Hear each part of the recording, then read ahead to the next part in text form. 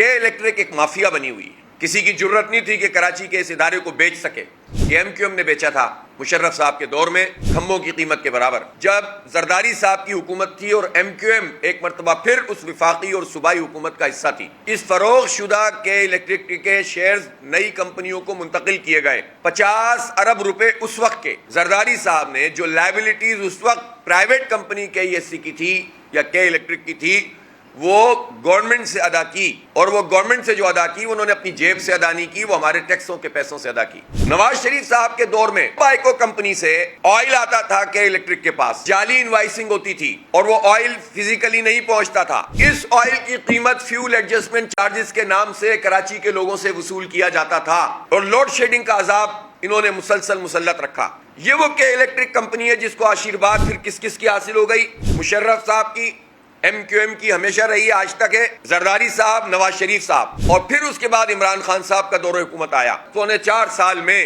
ہر وہ قدم تھا جس سے کہ الیکٹرک کو فائدہ ہوا.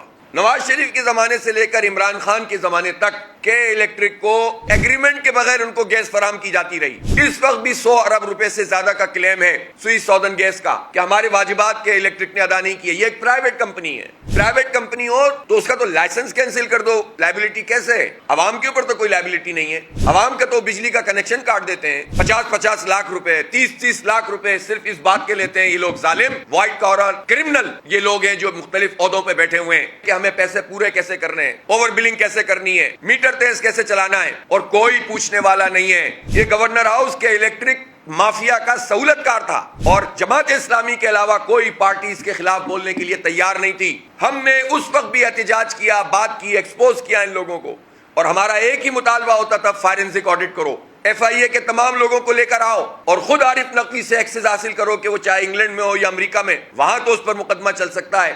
یہاں کوئی پوچھنے والا نہیں ہے. وہ اکنامک ٹیم کا حصہ بن گئے عمران خان کے.